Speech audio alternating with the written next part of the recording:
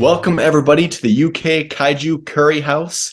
I am Alan Maxon, and we are having episode 124. And with me, I have... Oh, sorry, I interrupted you. Interrupt again, do it! Yeah, I was going to say, we're talking Alien Planet. This is amazing. How long have we been waiting for this? This has been amazing. So, Alan, good heavens, Alan, he's being so modest. Our guest here, acclaimed mocap actor and now director, Alan Maxson. You are here today to talk about your wonderful new film, Alien Planet. Alan, would you like to introduce the rest of your team, please? Yeah, absolutely. I thought you guys were all going to introduce yourselves, but the plan went the other direction, I suppose. I think because we're filming it from Britain, we're all now being really British and polite, but that means that nothing will get accomplished. We'll all just awkwardly wait. It's great. The audience would I'm sorry. Awkward intro would be perfect. Yeah. So I guess in the order of what I'm seeing, we have Donald Russell here, who played Prefect Lucan in Alien Planet. We have Naiia Lajoie, who is our puppeteer for Guy. Yeah. We have Richard Dorton, the Kevin left head of Ghidorah, and also Kevin on Alien Planet. Woohoo! And you're joined by your regular hosts, Paul, Joe, and myself, Alex. Right, starting us off, let's ease our new friends into this gently. Joe, what have Kaiju been up to? So, I'm going to call this a kaiju.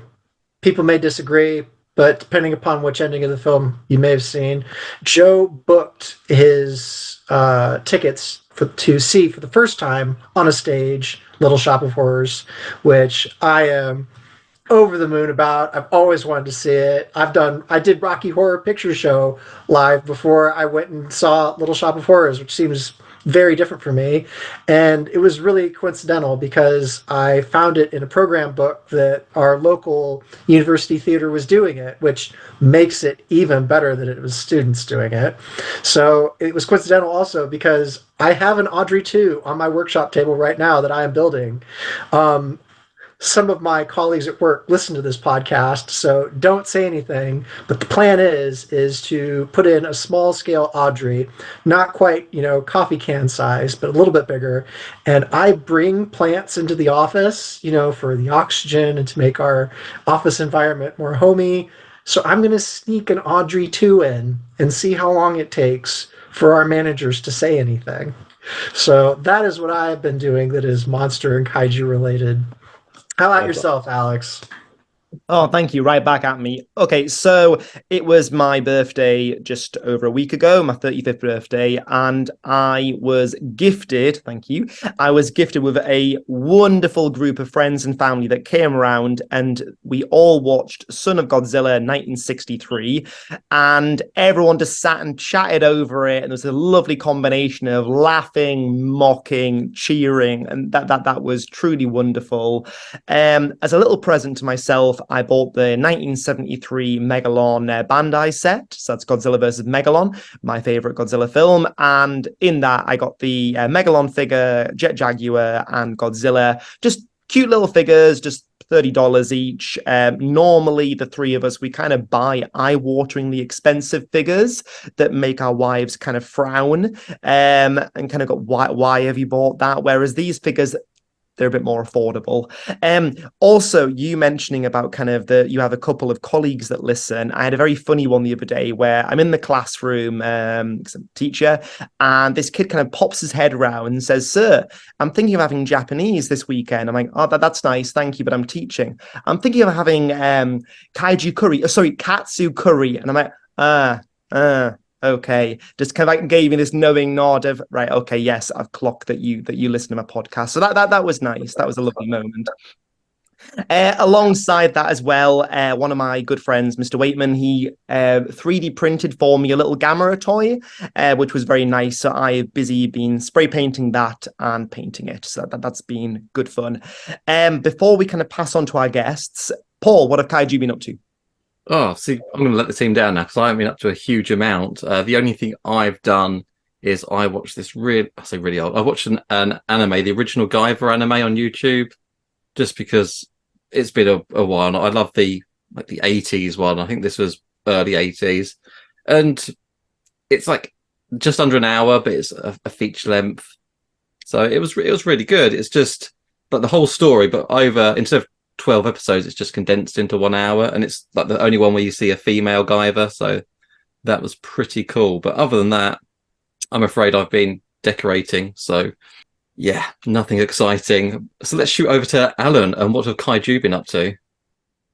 Nothing major, right, Alan? Say what? Nothing major, right? I guess the closest thing to a kaiju I saw recently was I've been rewatching Deep Space Nine, and on today's episode, Odo was trapped in a force field and he was a giant ball of goo. Maybe that's a Star Trek kaiju, I guess. I think so. That's it. That's all I got. Well, now you have to pass it on, Alan. You have to you one can of ask it. the three lovely guests. What kaiju you been up to? Oh, let's see, Kaiju. Well, lately I've been teaching my son how to be a dinosaur. And we've been doing T-Rexes, which sounds and looks a lot like Godzilla. I have to say, he walks around the house like knocking things over, going, and it's been pretty great.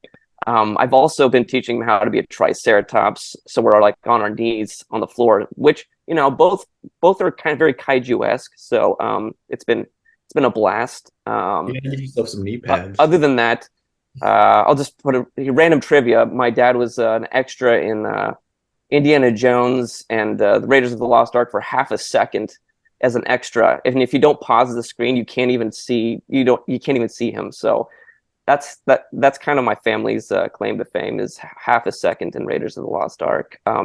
Richard, what have Kaiju been up to?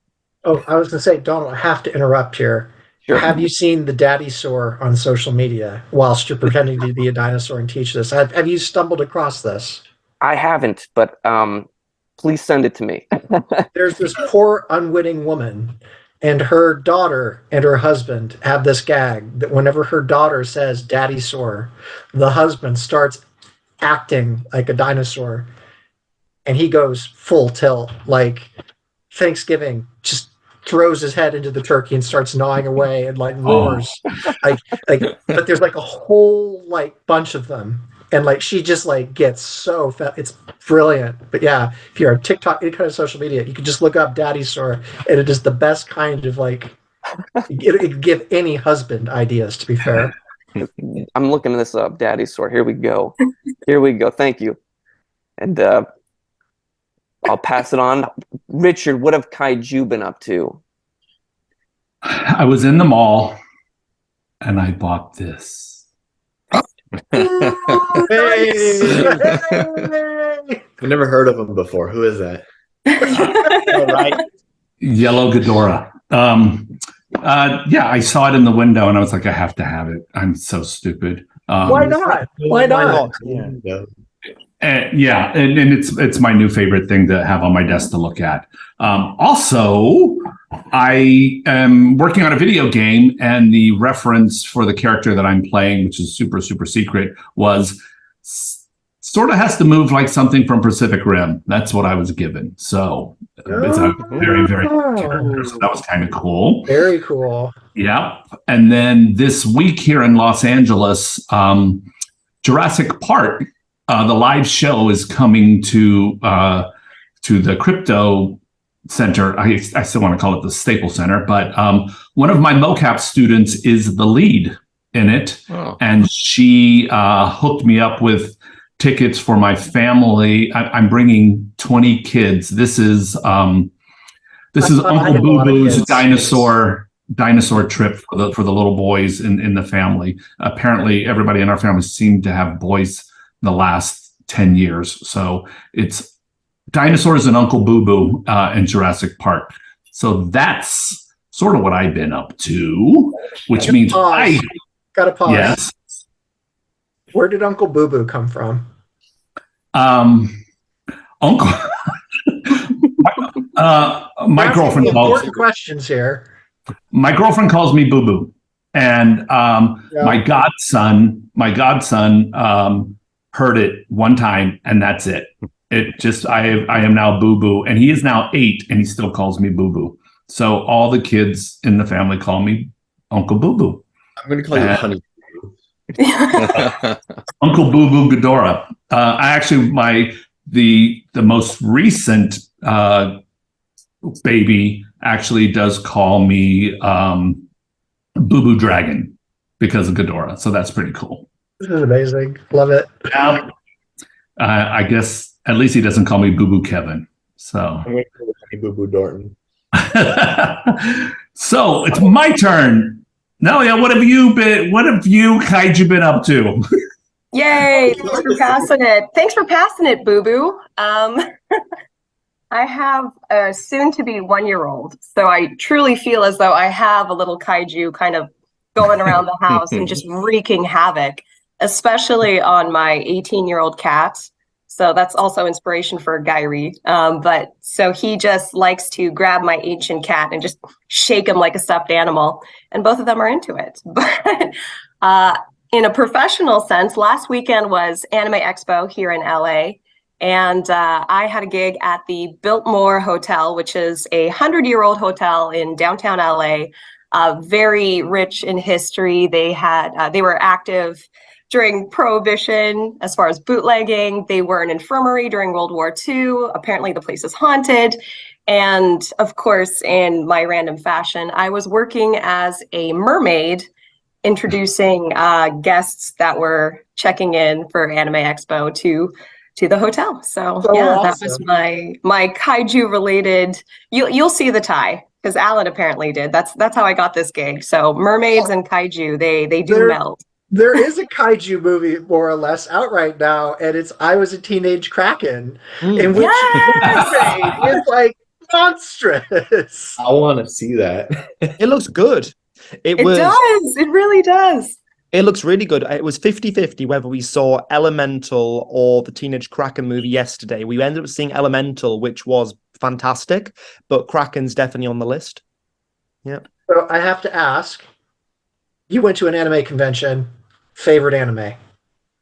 Ooh, Sailor Moon. I am a child of the 80s. Go I was born back. in the That's 80s, awesome. and then just raised in the 90s. So yeah, Sailor Moon. I have the box set in the original Japanese. So yeah, I definitely dressed up as Usagi-chan many times. I just did the pose. I just finished rewatching Gundam Wing today. Just Nice. finished it. We were going through Dragon Ball Z with the young guys, but I took it upon myself, just like, Gundam was pretty highbrow for me back in the day. Let's see if it's gotten any better with age. And sorry, Joe. I was just going to say every couple of months, poor Paul and Joe will indulge me in an Evangelion episode, and I'll email Tiffany Grant and I'll be like, "Please, can you come back on?" She's like, "Okay." Like, God bless her. She's so used to kind of weirdos just being like, "I love you," so she just kind of comes back, and it's like, well, at least you're British and weird as opposed to kind of creepy and weird.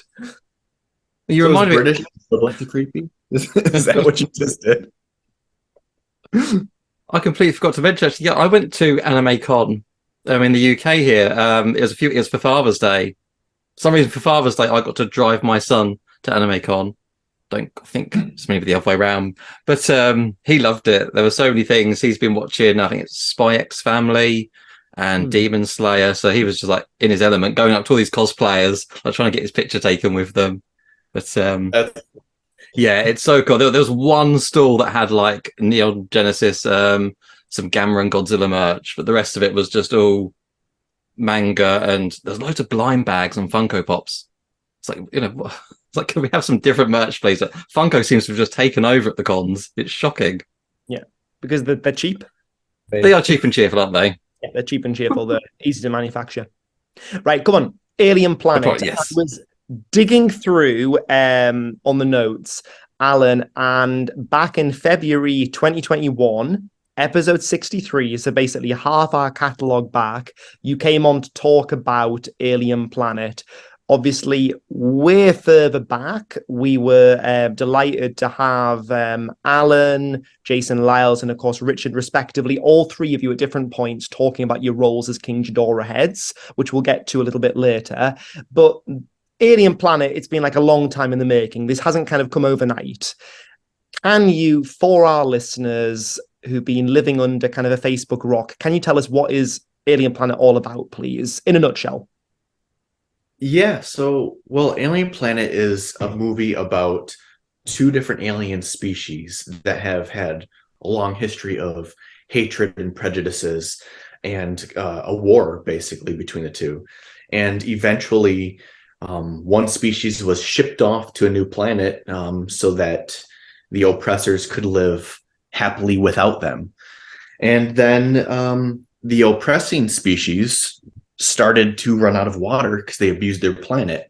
So they are now going back to the new planet they shipped the Lokine off to steal from them once more and take the rejuvenation vial that will create water on their planet.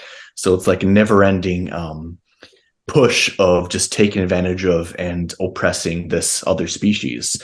And it's a story about that as a backdrop, while the two main characters have to kind of be forced to get along to survive troubles that come along the way during the film. So, it's an age-old tale of two different people that have to put aside their differences, and we see how they react and if they actually do, and how begrudgingly they do it, because in real life, it's not easy to actually do those kind of things. Wow, is that what it's about? Oh my God, I thought it was something completely different. Well, Richard only watched the one scene he was in and shut it off. That's it, I thought it was like another cat movie. Say what? I thought it was another cat movie. It is. It is. Yeah. But it's funny because I want to actually mention you said, Alex, about how it took so long to make. Actually, it's since we spoke, the public has known about Alien Planet for 2 years, but for me, it's been a 3-year-long process of writing the script, shooting the spec trailer, then doing the crowdfunding, then doing all the pre-production, shooting it, and then all the post. And I can with confidence say I've worked almost every single day for 3 years straight on this movie. So I'm happy to not work on it anymore. It was fun. It was fun going to your house and looking in the garage at all this stuff just spread out. So I couldn't park in my garage for it was almost 2 years because there's characters in this movie. When you see it, there's plants and stuff that are 6 feet tall. And so I didn't have a parking spot. I parked on the street for 2 years so that my props could have a home. You didn't put the killer plants in your front yard? I live in LA. What front yard? Okay, fine. You can break down. I mean, I don't know the situation here, but you could have had some sidewalk for the homeless to sleep with. Yeah, that's where I put it. I mean, from what goes on in the movie, I mean, I don't know if they would have necessarily gotten along with the homeless population in LA, but wow. I mean, I am personally looking at my garden of left exploits. I have 100 projects in here. Any artist will tell you that ooh, that looks like a great idea. Let's start that. Ooh, that looks like a great idea. Let's start that. I mean, so to have an idea that's taken 3 years, I can only imagine floor to ceiling, right? Did you have the things overhead that you were putting boxes in as well? Well, yeah, because there's also things the Dweller, the character behind you. Before we shot, I didn't want to put him in a box or ruin it because it's very delicate stuff. These things are made out of rubber and silica. So I basically had him up on a stand. I took C-stands and stretched him out and pinned him up so that he would be dry, not touched, and not crumpled and crinkled and broken. And I had to do that for every single prop. Whereas now, since we're done, they're shoved in boxes tighter than they should be, stacked on top of each other. broken down. Some of them I cut in half just so I could put my car back in the garage. But it's like I treat them very different now than I did before we filmed. Oh, Alex, So- you're muted. Sorry, that feels really old school, doesn't it? Oh, you're muted. You're muted.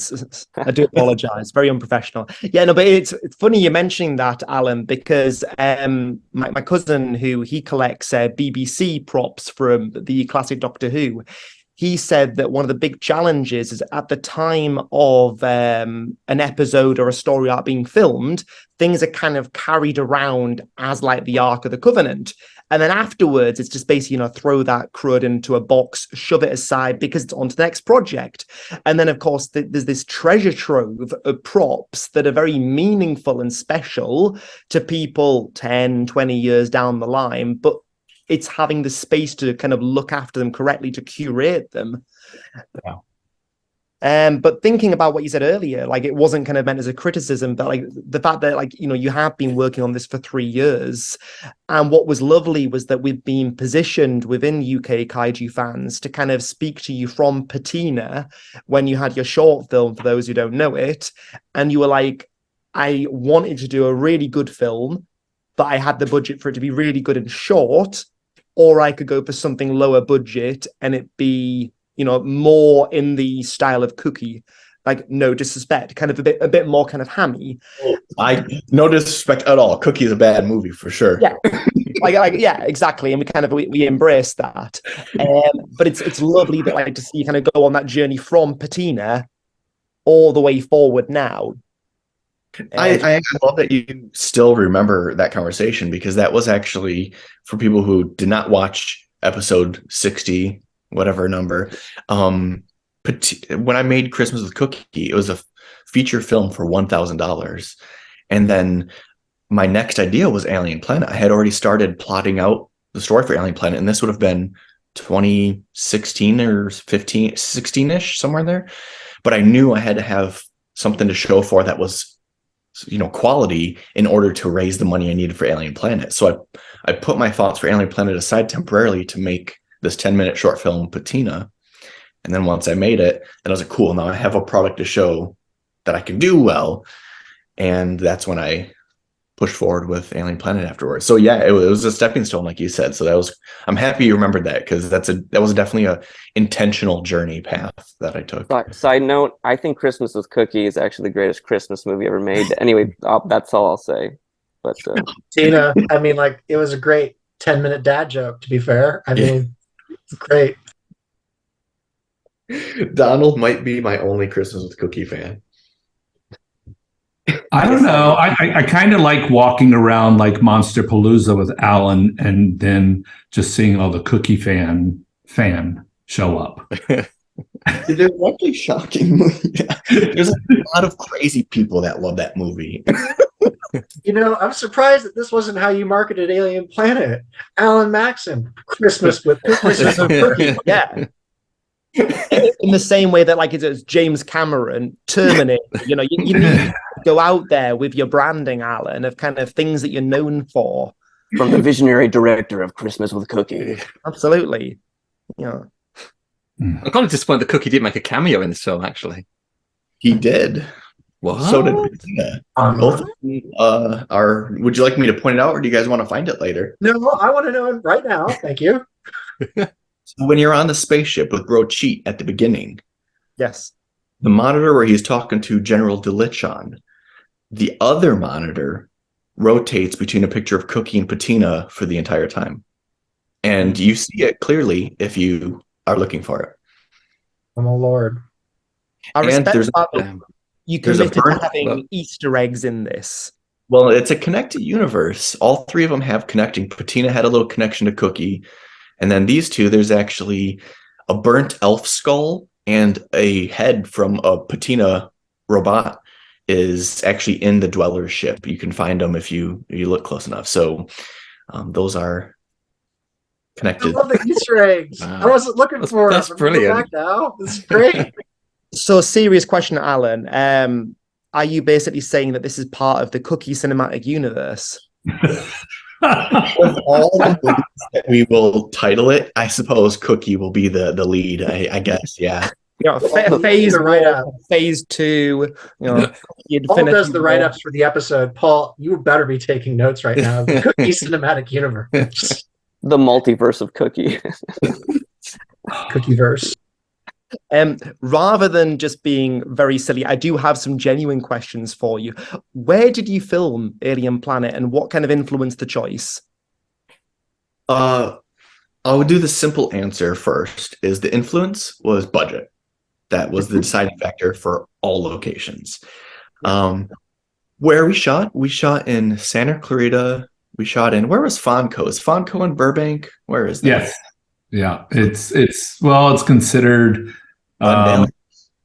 It's like a suburb of Glendale. Yeah, the San Fernando Valley, I guess you can say. So we shot in Santa Clarita, Glendale, Thousand Oaks, Bay City, Michigan. We went there for some pickup shots, and my garage for a handful of shots. So presumably, as you said, this was down to budget restraints. Was this about accessibility for your team of where could everyone get to? Yeah, so when you talk about budget with locations, I would say realistically, I would say probably the second or third most expensive thing for Alien Planet was locations. It's very expensive to rent locations. And the thing we needed to find for all of them had to have electricity, had to have bathrooms, running water, shade, and private property was most important to me because I did not want to buy a permit. And so if you own the property, you don't need to get the city's permission.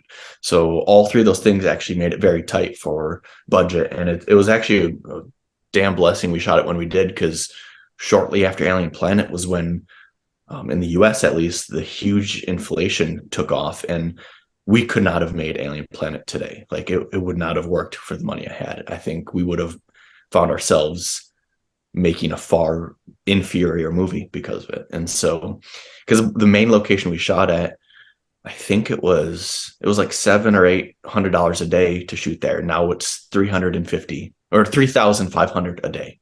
Okay, so substantially more. Huge difference.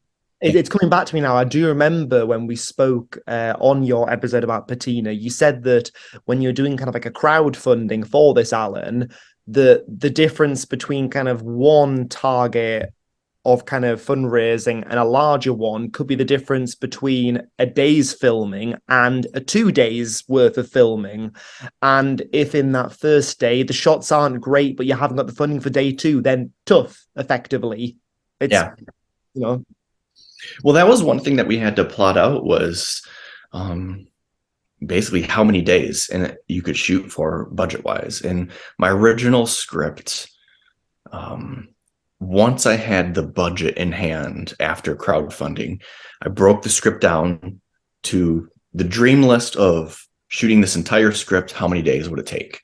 And I ended up having to kill about 20 or 30 pages because we ran out of money on day 12. So I was only afforded 12 days of filming. So that kind of was the answer for what we decided to chop. And it was that simple because it's just like, I can't do day 13. Oh, thank you. Certainly from myself, I think we've introduced the episode beautifully. Why don't we take our first break and then return? And Paul, Joe, it'd be lovely to kind of pose some questions about some of the puppet acting to our other guests. That might be nice. Absolutely. Thank you. Welcome back to the Kaiju Curry House. My name is Naiia Lajoie, and I portray Guy Ree in Alien Planet. Thank you so much. Naiia, what was involved with kind of the puppet work of Guy Ree? Because Guy Ree kind of stands out to me as one of the main kind of high points of the movie. When I saw that, I got like Dark Crystal, kind of Fizzwig, kind of Fraggle Rock, Jim Henson vibes, and I'm here for it. But what was involved with the puppet work of that character? Oh, that makes my heart sing that you say that, because let me be honest, this is actually the first movie that I puppeteered on. And since then, because of Alan, I've actually puppeteered on quite a few, but this was my first one. And I guess I should give a little backstory as to how I got into that role. Please. Alan and I worked on another indie film we worked on a full moon feature. And funny enough, speaking of Cookieverse, he played, he was another cookie baddie, we'll say. And so we got to chatting on set, and I was like, oh my God, creature work. I would love to get into that. I was like, I work as an underwater stunt performer. And he said, what? Underwater stunts? I would love to get into that. And so we kind of melded in that way. And then he said, hey, I'm working on this film, and I think you'd be great for it. And here I am thinking, you know, something involving stunts or underwater work. And he's like, you'd be puppeteering. I was like, what in the world makes you think that I'd be capable of that? And he said, well, if you can maneuver a mermaid tail and make it look like an actual appendage of yours, then that's essentially the basis for puppeteering. And I never say no to a challenge. I was like, yes, let's do it. Absolutely. And I'm a big cat person, as is Alan. So he was very much inspired by his fur babies. I was inspired by my 18-year-old ancient one. And so, yeah, the preparation for it wasn't necessarily looking at other movies that involved puppeteering. It was more getting into the mindset of, well, what would a cat do in this instance?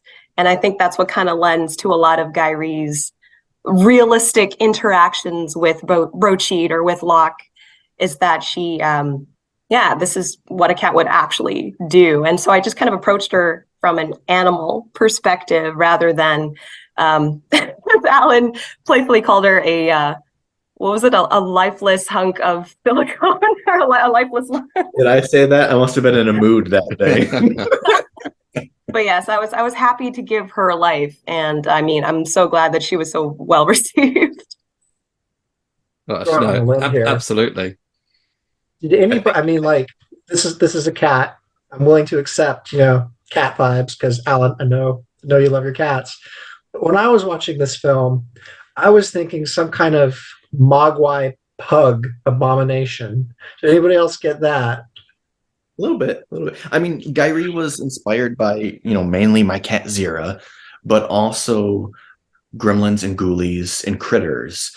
Because when I built all these puppets and characters and the makeup, I hand drew and I had reference photos for all the colors and textures and styles, and all those characters I named were in my character breakdown that I gave to the sculptor. So I guess, yeah, Mogwai falls under Gremlins for sure. Okay. Yeah, because I mean, so I watched it, and I've got my notepad here. I made some notes when I was watching it, and my second point is love Guy Ritchie, the little cat thing. Star of the show. How many points of articulation did the puppet have? So how much did you have to work with in bringing the character to 0 life? points of articulation. None whatsoever. It was literally Alan, give her more credit than that. So we had the two puppets on set. We kind of had the hero one, and then we had the other one that was rigged up to do all the gags, and that was, I mean, comprised of, we called her little legs the chicken cutlets, because there were points where you could actually remove the legs from the body. And so there is a specific scene where you see her kind of crawl up Brocheet's back, and that was so much fun to do, because it was me trying to actually, I think it was on coat hangers. She was on coat hangers and wires. Appear in the special features of the film. I am glad to say I own a physical copy, and I watched the special features. So that actually appears in the special features of the film, but it's in there. So yeah, I was watching you, and I was just wondering, you know.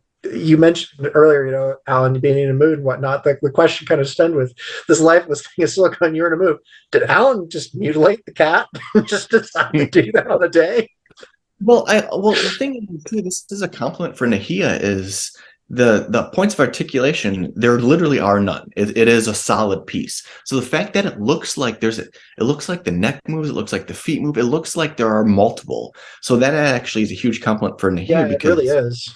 Because really, there are no articulate points. It is all one solid piece with no joints. It is literally like a sock puppet made out of rubber. And so what you see is all 100% per movement. Like, my favorite stuff in it is when Guy Ritchie does head turns, and you can just feel the flow between the spine and the neck and the head. And it looks like there's more to it than that. And so it's a huge compliment to her that it really is just one solid piece, because it doesn't look like it. You did fantastic. It definitely doesn't look like one solid piece. who made Guy Rie? Like, was there a department that made it? Was it individual? Yeah, Tom Devlin at 1313 Effects made Guy Rie. And like Naiia said, there's two of them. And one the legs that she spoke about were it was funny. I went to Vegas to go pick this up, and there are two puppets, one for the leg movement and one for the hand to go in its butt. And the leg one, he had the mechanics through the spine, so you could actually puppeteer it with the solid body. And we thought about it when I was at his shop, and he's like, should we cut the legs out or keep it in? And I was like, you're the expert. You let me know what you think. And he goes, well, when we cut them out, we can't go back. So he said, let's cut them out. So we tried it. He cut them out. And so that was it. With a budget like we had, you can't really go backwards. So, but I think it was a wise decision, because what Naiia did with the leg movements on some of those shots, they look fun, and she had a blast doing it. If you want to talk about it, but it was funny because you really had to, like, there's times where I'd give you direction of like, do it really slowly work up your speed, go faster, because they're flimsy. And I don't know if you want to speak about it, Naiia. I was going to say, thank you for all the credit, but really kudos to your direction, because when you're puppeteering, I mean, there I am in the chroma key, suit, and I can't see monitor. We're some of the locations were out in the hot desert, essentially. And so I'm trying to extend limbs as far as possible to make it easier for the editor. And so he's like, all right, now look right more. And then and open the mouth, okay, now clock your head this way. But while doing that, I'm also trying to keep my body outside of the frame. So based on the locations that we had, I was in all kinds of precarious positions. When we were doing some exterior shots with Guy Rie jumping up and down, that's me on all fours, kind of maneuvering this puppet. But also there were bramble bushes on either side of me. At one point, there was a literal dead bird that wasn't part of the set that Alan's like, okay, if you could just sit there. I'm like, Alan, there's a dead bird here. He's like, yeah, it won't be long. It's fine. And I'm like, no, you don't understand. I'm sitting on a dead bird. But we got I would like shot. to tell the audience I never requested her to sit on a dead bird, just to put it out there. Also, say to the crowd. Say what you will about the killer plants in your film, they have nothing on a bramble bush. Those things are nasty. Like, I've tried to trim bramble bushes, and I ended up like the final scene of that film. But they're like, well, the thing that's, Naiia talks about all the precarious places she was in. You're so wonderful to work with here, because you're collaborative, you're talented, but also there's a thing that I love to do as a creature performer, because I'm constantly in suits that can be claustrophobic or painful or overheating, anything that's not good. You have to be very vocal about what's comfortable and what's not. And here you're perfect at it, because you'll say, this is the best I can do, but I can give you this. And it's always, it's never a negative thing of like, I can't do it for you. It's a, can we compromise? Can I do this? Would this work for you? And then we would adjust camera, we'd adjust the scene a little to make it work for what her physical abilities can do without actually hurting her. And I think that's one of the things that you're fantastic about, Naiia, is you speak up, but it's in a way that is productive and helpful. And it really helped. I think it would have been very difficult to have really any other person do it, because you're so willing to sit in those things that you have these sharp bushes surrounding you, and you're looking out for snakes and stuff. There's one, we did a different film recently where she brought her own machete because she wanted to cut a snake if she would happen to be near one. So we need to give a little bit more context than that. She brought her own machete. Yes, it truly is a gardening machete. That is a side note. We worked on a film, Donald as well. And so yes, I showed up one day and I had my gardening machete because it wasn't a location that was known to have rattlesnakes. And I also brought a hockey stick because I'm originally from Canada. And that was going to be my snake wrangling stick. Had there been one before entering a bush, check for snakes. And then, but yes, but coming back to Alien Planet, Alan, I think what What's awesome is that you give a space for your puppeteers and performers to be collaborative, and not all directors allow for that. And I think Donald and Richard can both chime in here as far as with me just being Guy Rie, I was, kind of on the sidelines a lot while he was also directing Broadsheet and Locke. And just, he is so open to their ideas. And I've worked on tons of kind of like horror, sci-fi, indie sets where that is not the case at all. And so, like, honestly, that's a kudos to you, Alan, for just, because you come from a performer background as well, and because you also have the editing in mind, you're able to kind of marry all of these roles in real time. So you're the most mindful director ever, so that it's a very happy set. It was an incredibly happy collaborative set, and we were shooting in hot sun. The mornings were really cold. There were blood gags everywhere. Yes. Yeah, sorry. so, I don't so know. mindful. Yeah. No, please go for it, Donald. Jump in. I just wanted to say that with Alan, it was great having a director that has worked so much in prosthetic makeup, because he knows what it's like to be in it.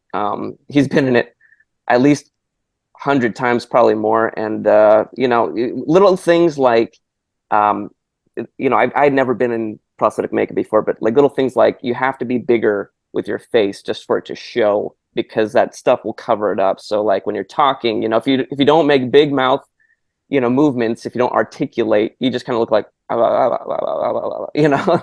like it looks like you're not saying anything. And also, especially your character, that you had like a gallon of blood in your mouth though. I had a gallon of blood in my mouth, but the thing about Alan too is that he knows how uncomfortable that is. So when you put the blood in your mouth and you have no access to your nose, your real nose, and you're waiting for him to call action, like he called action pretty quickly. Other directors would be like, okay, 30 minutes later, while you're like drowning in the sugary goo, Alan knew that that would be tough. So as soon as he put it in, it was like, okay, let's get rolling, action. But yeah, no, Alan was great with that. He knows what it's like.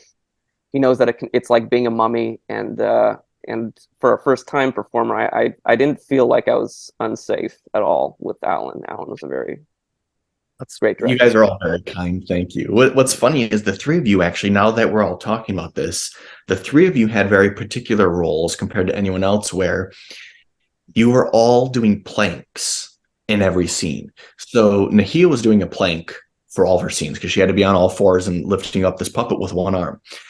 Donald and Richard, your scenes were all done with you doing a sit-up.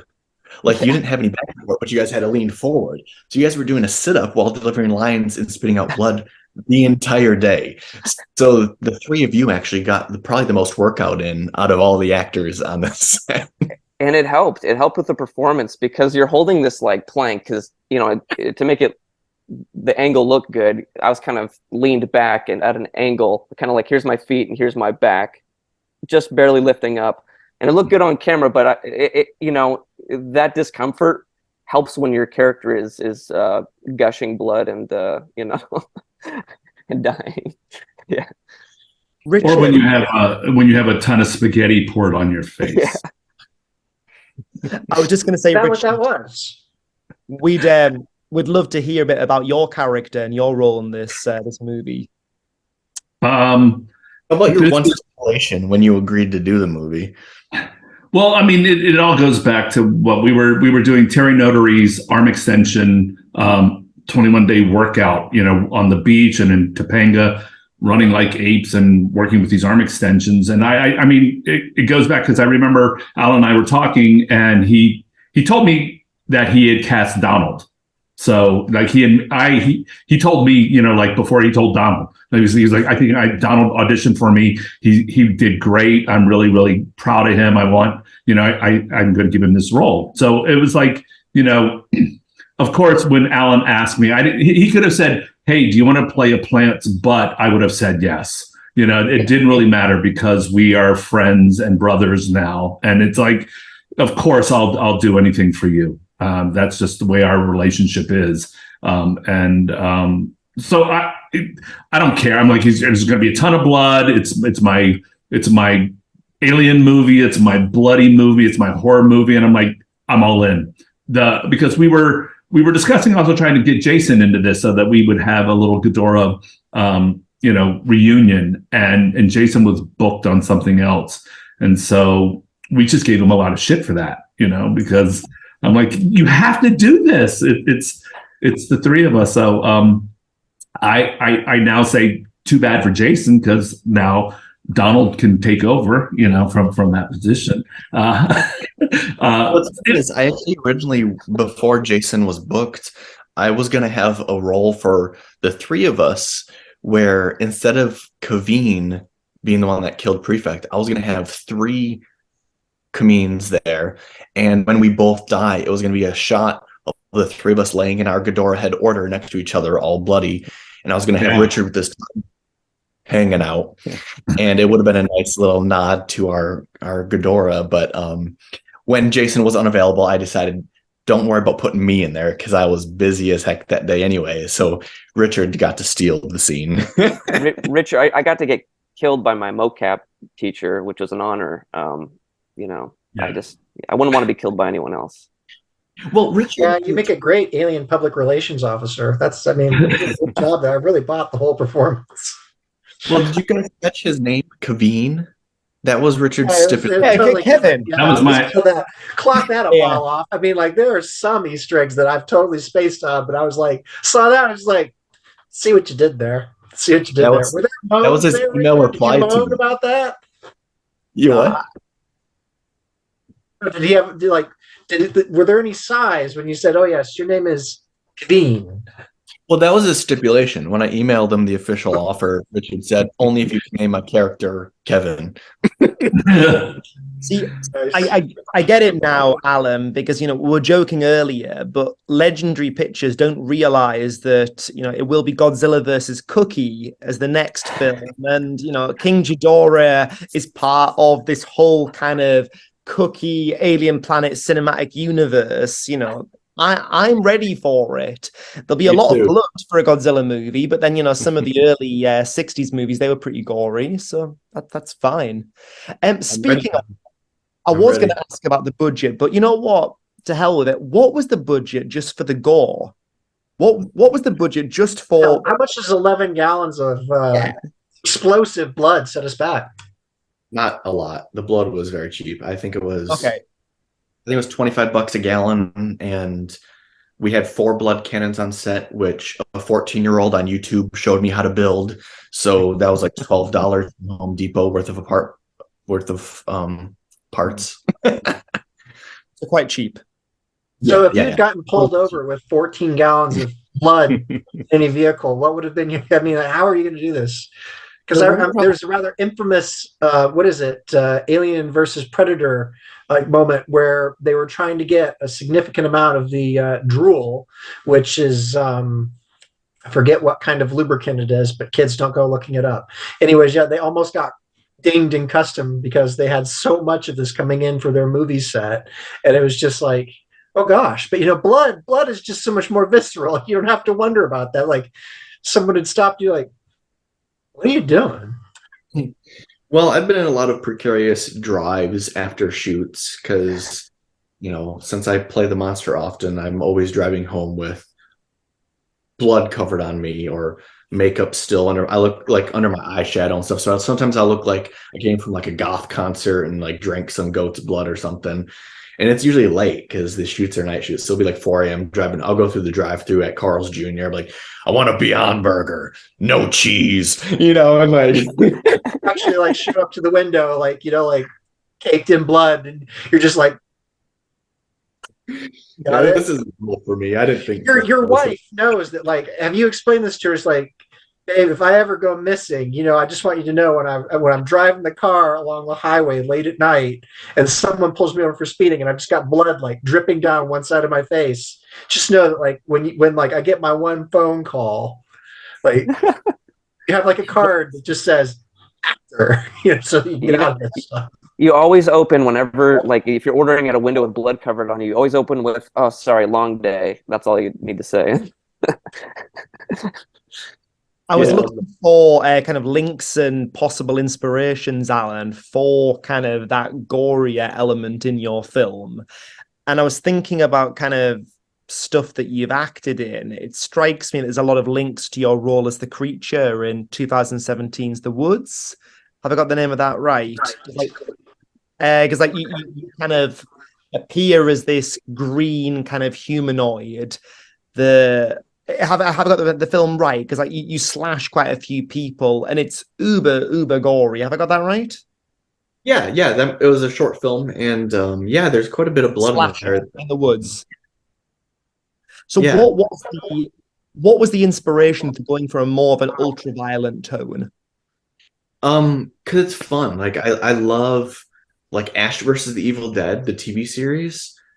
Honestly, that's one of the best shows that's ever been on television, in my opinion. I love it to death, and there's just so much blood in it, and it makes me smile when I'm watching it. So I was like, that's what I want for Alien Planet. And I was actually watching recently, Kaylee and I, my wife, we watched Renfield, and I was loving every second of that movie. It was so good. And I was like, Kaylee, this is the amount of blood I wanted for Alien Planet. And she looks at me and she goes, Alan, that was the amount of blood you had in Alien Planet. So, yeah, I just love it. It makes it more fun because it's a movie. You know, you have to think Alien Planet, while there's a lot of serious tones in it and a lot of like serious social commentary, I mean, it is silly. I mean, there's a space cat that barfs. There's these people, you know, they get attacked to the point where I think in the first 10 minutes, both Brochit and Locke should have been dead, but they're not. So there's a suspended belief in it. So it's like, why not just go big, add all that blood, make it more visually eye candy enjoyable, and like you'll just sit there and smile the whole time. And even though, yeah, there's the serious aspects about it, it's still meant to be a fun ride. And I think that was the point of having all that blood, was eye candy, you know. Can I ask, because I can tell when you inserted some silly moments, to be sure, but there was one that caught my wife Dawn and I, and we both looked at each other and kind of chuckled, because I have to think that you did this deliberately. The line, "I have a dead husband I'm trying to save." We both looked at each other and just laughed. It's just like, that is the line of the movie. We are going to remember that in this film forever. Because the person who played Locke, I'm sorry, her name escapes me, but like just like Alexandra, like with such like, she had the heart in it. As I have a dead husband, I'm trying to. We're just sitting there, and we just loved every second of that. From that point on, all the dialogue was being watched. I love that brought so much joy to you. I had another person. There's a handful of lines that could be one-liners or like memorable, depending on who you are. And I had another friend of mine, and for some reason, he felt the same way you did about that line. But to Brochit, when Brochit says, Kyrie, is that Kyrie? And like something about it, he just loved. And now I'll get texts in the middle of the night, is that Kyrie? And so there's a lot of moments in the movie that you can just, if it triggers joy in you, have at it, you know?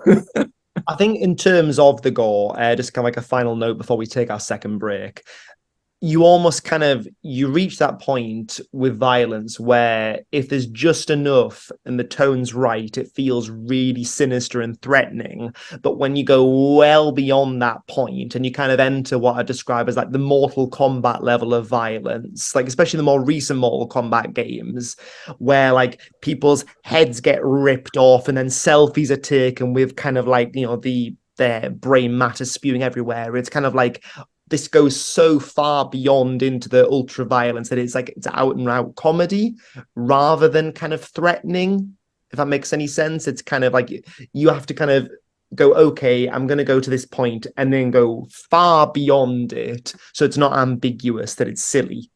That's kind of how I read it. No, that's a great way to look at it for sure. You know, in the way that kind of like that carcass gets dropped, and then it gets dropped again and then picked up and you hear like a splatter noise, and it's like, just in case you didn't hear that, and it gets dropped and it's like, did I just miss that carcass? And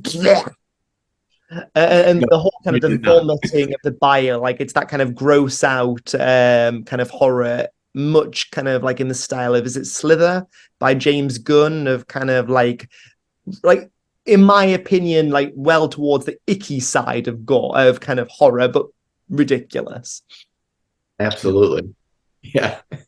Okay, Alan told us there was going to be a ton of blood, but when I saw the movie, I was like, "Holy crap!" It's like 10 times more than a ton of blood. That was my reaction. Like when Locke gets her head slammed up against the wall, and it's just like a massive amount of blood, and I'm like, and she's still alive. My partner's anatomy is allowing this. Well, I'll tell you, there's a part in the script that tells you something about their anatomy. Is when they're captive, Brochit says, "Can you hear me through that thick skull of yours?" So Lokines have an extra thick protective skull. So while she bled, her brain was still okay. I knew it was going to be. You're missing the point here. How does she not bleed out? It's not about the brain, man. It's about the volume of blood. It's like, we got to empty this gallon of blood. Just use it all. And I knew it was. I knew it was going to be very gory because I think about 5 of those 11 gallons came out of my stomach when I was shooting that day. It was just water falling out of my chest, and yeah, it's like you're after like the 15th take, whatever it is. I don't know how many, but like you start swimming in it. It's almost like a pool. Donald had it worse on the first day. We didn't hold back with the very first scene. We shot a blood cannon directly into Alexander's face, and then we had squeegees hooked up to Donald's stomach. And then it sucked for Donald because when we shot then, I think it was at sunbreak, so it was like super cold. I think it was like whenever the sun came up, 5 or 6 a.m. And you could see, if you watch the movie, you can see the heat from their breath because it's a cold morning. Mm-hmm. And he's just covered in it. And Donald was such a trooper. I got to thank you, Donald. Like, it was fun. Complained. You were like, put more on me, fill my mouth. Yeah. It kind of reminded me of like I don't know if but in this country, Nickelodeon sliming, you know what I mean? Like back in the day, it was kind of like I was acting while being slimed. It was my slime experience. So it was fun. So Richard, did they give you warm or cold spaghetti for your scene? By the time it got dumped on my face, he had it in a Tupperware. He'd already cooked it, so it was. I mean, and it's that scene. Donald and I are in it. It was great. He is swimming in blood, and I'm laying there laughing, making jokes all morning long, and he can't move because we can't let it cool out until he sits up and things like that. So I was making. We had an incident where somebody got a little claustrophobic in their makeup. And so it was a little tense. It was early in the morning because I remember driving to that location like 4 a.m. or something stupid like that. And so everybody was on edge. And so I was like, I'm here for half a day. I'm just going to have the most fun that I can possibly have. And so I kept making jokes, trying to keep people happy while we were waiting. And then it was like my turn. And I remember Alan going, I'm going to pour the spaghetti all over your face so that you can't talk. Basically, that was my experience. It's really interesting. You see, Alan invited you all on. I think if we had talked to you all separate, we could have gotten a different thing because you've all like hinted at these different points, like a lifeless lump of silicone. I'm going to pour this on you so you can't talk. Like walking a very fine line here, Alan. I think Richard, during his joking and adding the fun humor to set, I don't think it was Richard. I think it was Christopher Walken the entire time. Yeah, it's nothing like talking like an alien as Christopher Walken. Wow, I'm going to die here with spaghetti all over my face. Wow. Yeah, there was this blood exploding over all of us. We're choking on it. And then in between takes after like profusely dying, Richard would be cracking jokes and we'd all be laughing. It was it was just a very positive set. It wasn't like, it wasn't like some of those sets where it's, everyone's serious and angry. Richard really helped us keep us loose. My big thing, I think my big thing I kept saying was, I spent years studying Shakespeare for this. You know, I totally pulled an Ian McKellen. You know, I can't believe I'm covered in all this blood. You know, but it was so much fun. It was like that was. I know Alan. I know how fun he is. I know what he wanted the set to be, and you're going to pour spaghetti in my face. I'm just going to go for it.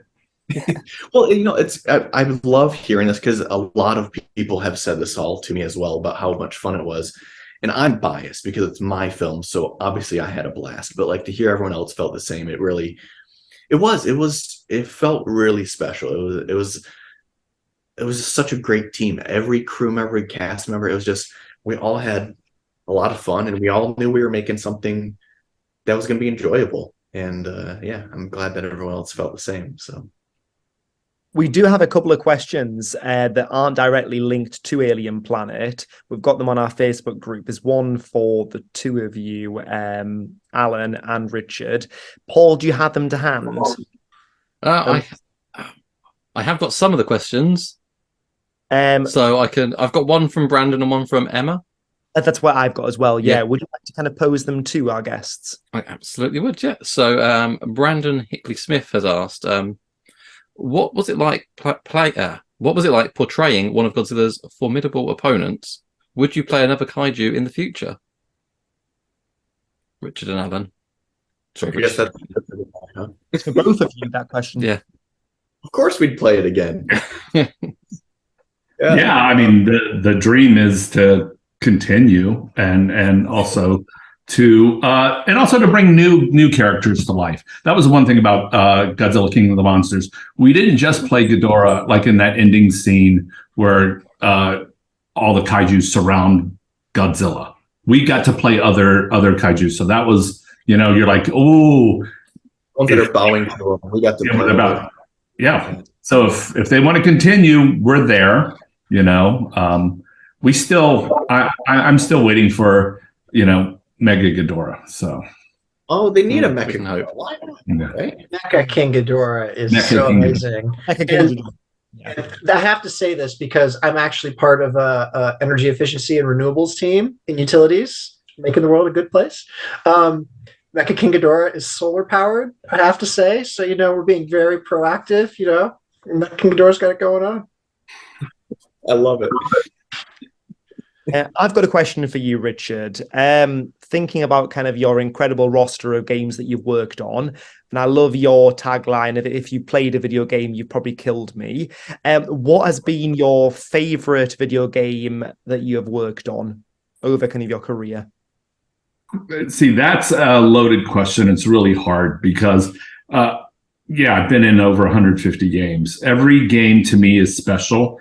Every one of them has a character. To be able to say I play Darth Vader, to be able to say I play Pyramid Head, to be able to say, you know, I'm the zombies in Left 4 Dead, to be able to bring all of these characters to life.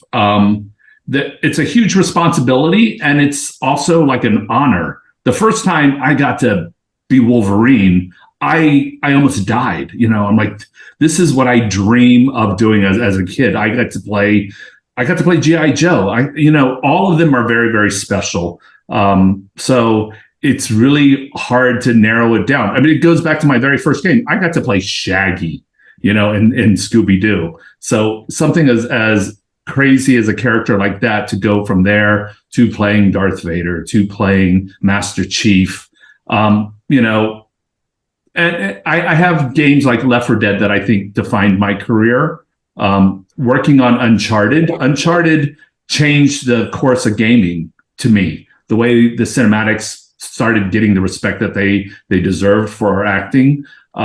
So being part of those games are amazing. I played, you know, I did Ghostbusters. I got to play Venkman in the cinematics, and I also am the player character. When I can look back at all those roles I did, they're incredible. I am Red Dead Revolver. I always like to say that Red Dead Redemption, you know, and Red Dead Redemption 2 are my grandchildren, you know, but I was the first. So they're all very, very special. King Ghidorah is my ultimate film role. What was really interesting is just talking about we can all connect everything to Donald with Indiana Jones. I just went and saw Dial of Destiny at Grauman's Chinese Theater, where we had our premiere of Godzilla King of the Monsters. And for me, I went and sat in that seat that we sat in when we watched the premiere. Yes, I'm like, I have to sit here. This is where we saw, as an actor, I've never thought that I was going to win an Oscar. But as a dream for an actor to have a movie you've worked on premiere at Grauman's Chinese Theater and see your name on the screen, my dream came true. So I always say, if I can never mocap again, if I can never, work in this industry again, I have projects that I'm so proud of that I have helped change pop culture with some of the stuff that I've done. I think I did pretty good. So I'm okay. And the fact that I got to work on Alien Planet, that just tops it all off. Well, Richard's still mad he wasn't involved in Christmas with Cookie. But I was, because I connected you to TK and all those people, because he came. Alan was in my one of my first mocap classes that helped put actors in suits, and to see him he went from a student of mine to a colleague of mine, where for us to share the volume together as Ghidorah was like a very, very special moment. I think it sealed our friendship and family, Now, unfortunately, we talk like every day. It's crazy. Yeah. If they could only see our text. Don't. Thank you so much. Sees the chat history now. That's the way it goes. So I had a couple of questions from our end. So this being a horror movie, and Dawn and I watching it ahead of time, we have a 13-year-old in the house, and hopefully Would 13. you call this a horror movie? Okay, it had enough blood. We sold it as a horror movie. He loves horror. So, anyways, he loves horror, Evil Dead, like all these sorts of things, right up his street. So in the past, I've shown him truly terrifying films. I may have shown him Paranormal Activity because he thought, he was tough stuff. So showed him Paranormal Activity at 8 p.m. On an October night. That still lives to haunt me. Pun intended. But anyways, we showed him this film, and he enjoyed it, which was really cool. And he had two questions. One was being, if you were going to make another one, would it be a prequel or a sequel to this film, i.e. the war or the history between the two species ahead of this film, because they kind of teeter off at the end of this one, not to give too many spoilers, but or a sequel, in which case, someone comes down to an infested planet and or tries to retrieve whatever is necessary, just like things like that. So would you do a sequel, and which one would it be between those two? There's another question after that. Well, I have actually 4 different story ideas that I could make 4 other films with it for, and both can be done. The sequel and the prequel I have ideas for, and spin-off connecting surrounding the situations. So really all of it could be done. And I think which one would be next would be based on probably, money. My availability? Yes, because again, we don't know his story. I'm just saying. He shows up in a spaceship to see what's going on. Yeah. Well, here's the thing is actually the one that I have the most plotted out is the prequel. And there are little cameos from everybody in this film in the prequel. So if that one, which is the most plotted out, were to happen, everyone would get to have a little young version of themselves come back to it. Cool. So other question from our captive audience was regarding the Dweller.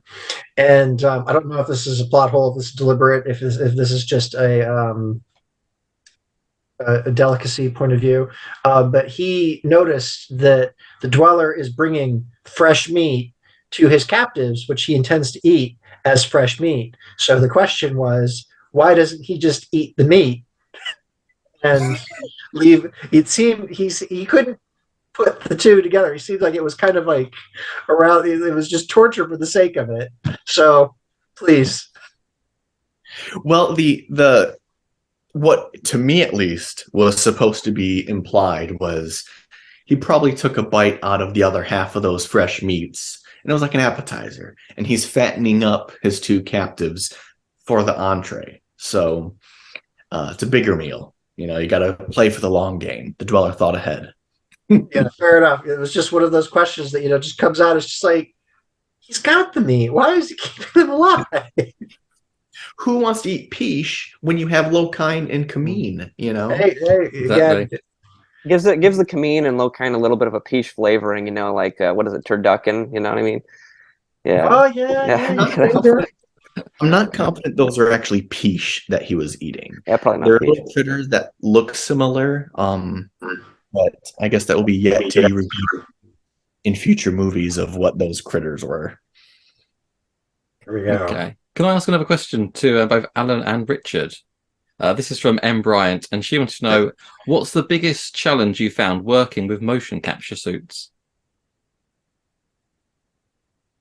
The way you look in them. The way Richard looks in them.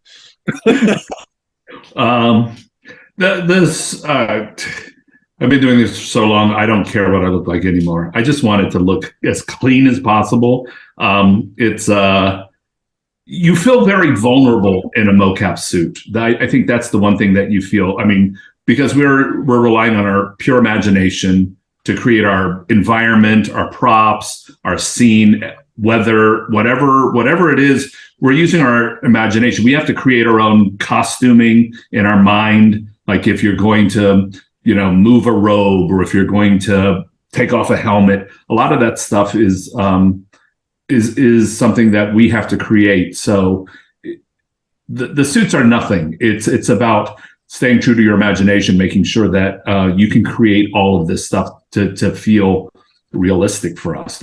I guess that's my approach to it, or what the way I feel. I don't like the way I look in a mocap suit, and there are different brands and different types that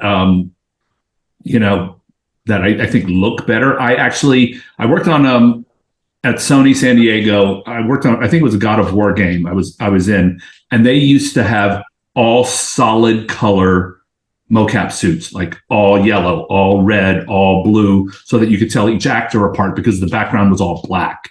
And they needed us to stand out for the animators. And the one day I got the all red suit, I felt like I looked like a giant dog penis.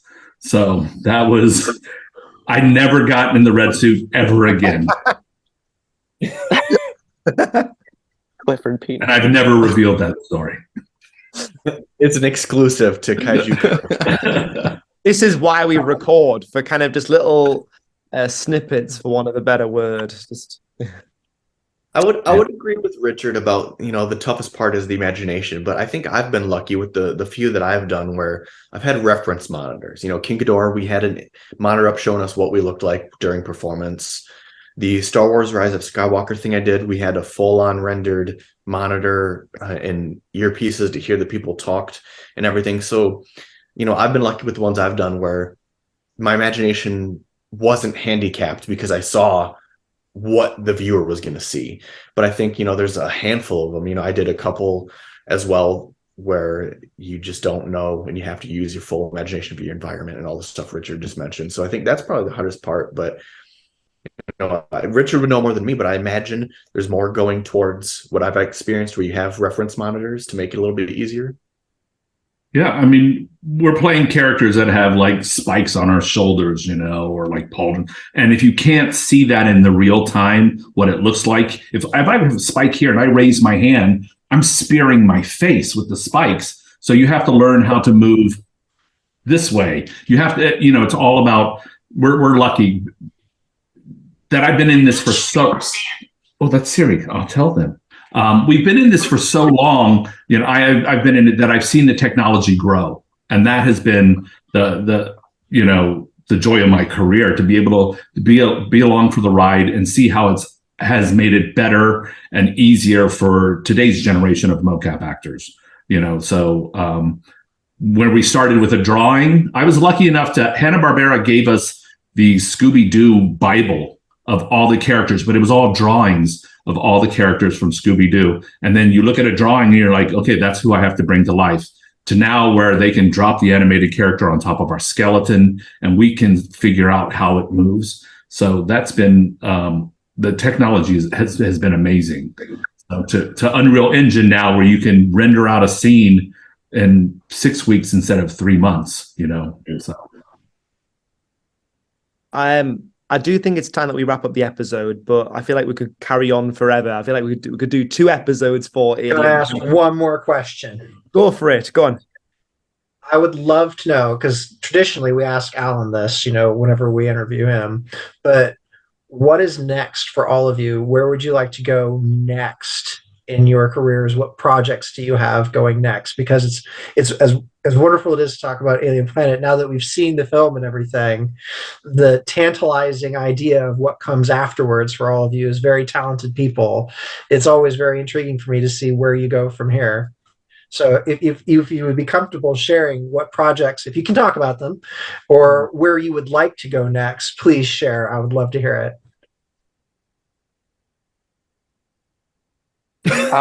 Okay, I'll start.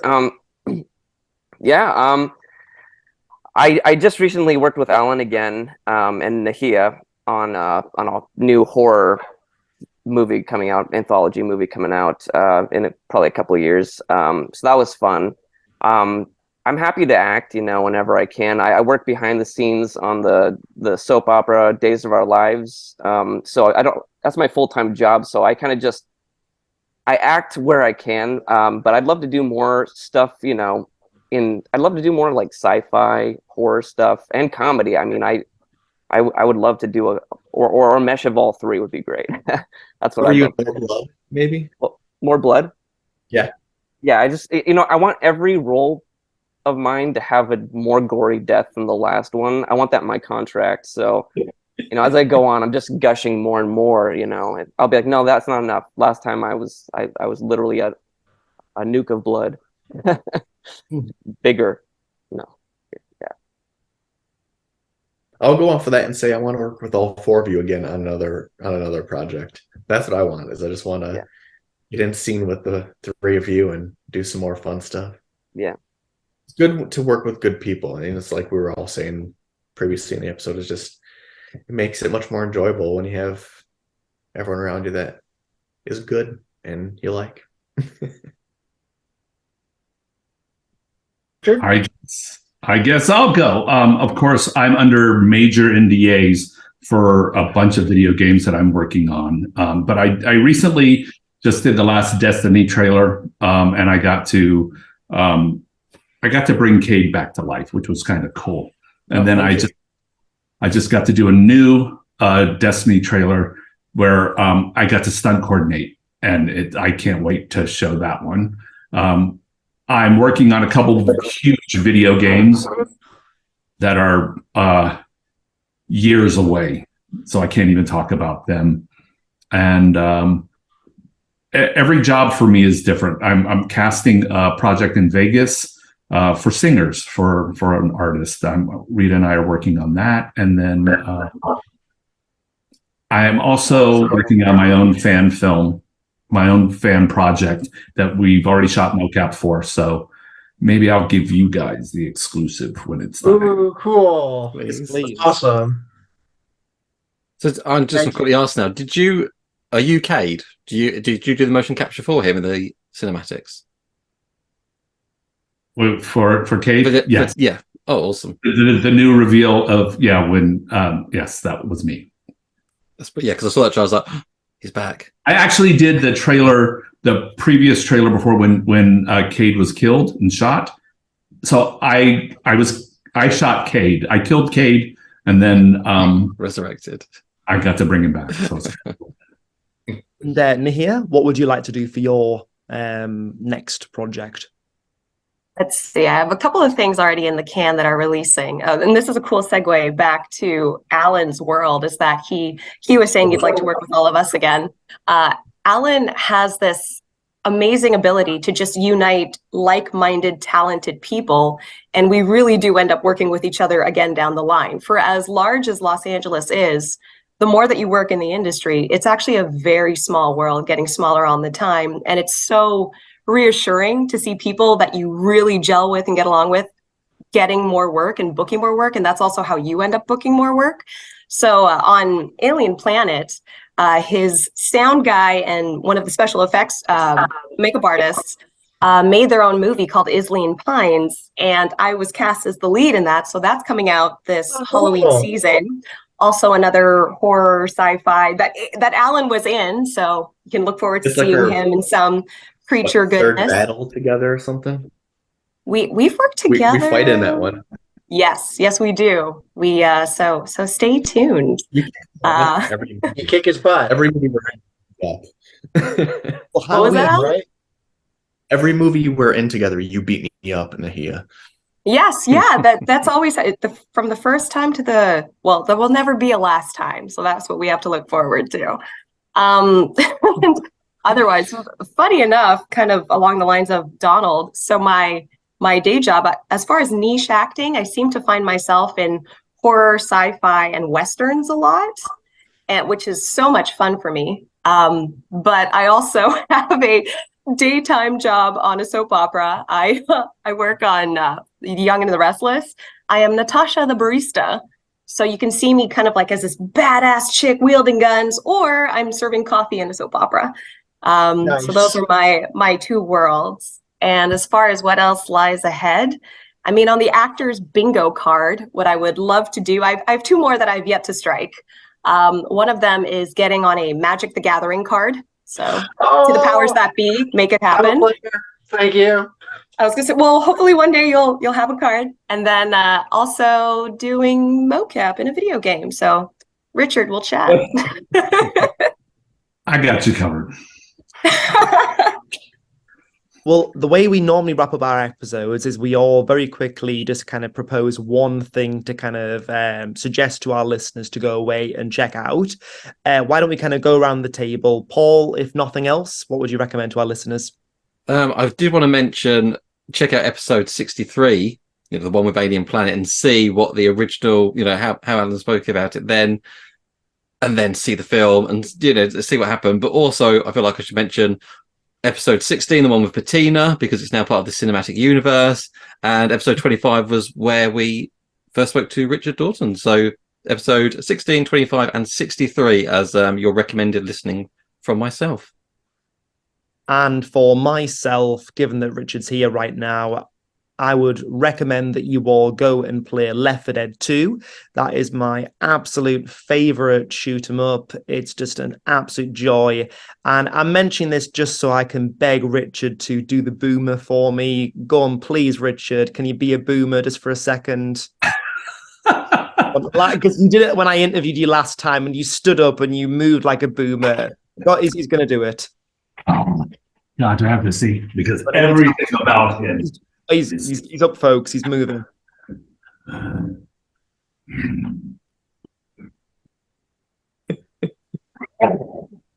then you shoot him, and then he explodes, and then that attracts all the zombies. Thank you, Richard. I can die. If nothing else, check out Left 4 Dead 2. It's an amazing game, and it's more than 10 years old, and it's not aged a bit. Joe. I gotta do it. I gotta say, watch Alien Planet. It is a fun film. I felt comfortable showing my horror aficionado 13-year-old Alien Planet. I'm not sure I would necessarily go lower than that. I feel comfortable, throw that out there for any parents who are watching the podcast or listening even. But it's available on multiple streaming platforms now. Amazon Prime, I think, is the one that most folks generally have, so I would shout that out. But it is really fun. AlienPlanetFilm.com, you'll have links to all the streaming channels. AlienPlanetFilm.com. There we go. But I was going to say, if you have young people who are horror or sci-fi fans and they are interested in making films, so our young boy, he is doing media next year in his schooling in secondary school. And this is a great way to show him, what you can do, like when you make an independent film. So I feel it has a really great spark in there to help ignite the passion in young people. And I think that it's great in that respect because it's totally a homebrew picture. So go for it, watch it. have a fun time, and I just like you'll find out if she saves her dead husband. So there you go. Donald, if Yes. nothing else, what would you recommend to our listeners? Just something that's precious to you. Doesn't have to be Alien Planet, just something that you're proud of that you recommend. You know, I know it doesn't have to be Alien Planet, but I'm going to reiterate because not only did I get to be a part of the film, but Alan can attest, I'm the biggest fan, and I have no doubt in my mind Alan is going places. And when you look at big directors like Peter Jackson and where he started, like with Bad Taste and stuff, it was obvious back then that he was going to be somebody. But watch Alien Planet, and there's going to be no doubt in your mind that Alan's going to be going to big places because this film is awesome. This film feels like it's you almost forget that it's not made in the Hollywood system because it's just so well done for an independent film, and there's so much passion from everyone involved. So watch Alien Planet. You will not regret it, and I think you'll be very impressed like I am. Thank you, Donald. I'm Venmoing you now. Is that all it takes? Naiia, if nothing else, what would you recommend? I would recommend to everyone, remember to spay and neuter your peesh, and please control the animal population on Alien Planet. But also, I mean, unlike the Alien Planet cookie verse, there is no Planet B. So remember to take care of the environment. And that's the mermaid in me speaking. That was great. And for me, I would say, I got to say something about games. So play Zelda, Tears of the Kingdom on Switch. I also want to say, check out Witcher Season 3. I couldn't stop watching. And so that's it for me. Be good. Be good, be smart, be safe. Share the love. Tell somebody you love them today. Nice words. Life is short. Yeah, spend time with the ones you love. Well, thank you, everybody, for listening to this episode of Kaiju Curry House. And as always, keep it Kaiju.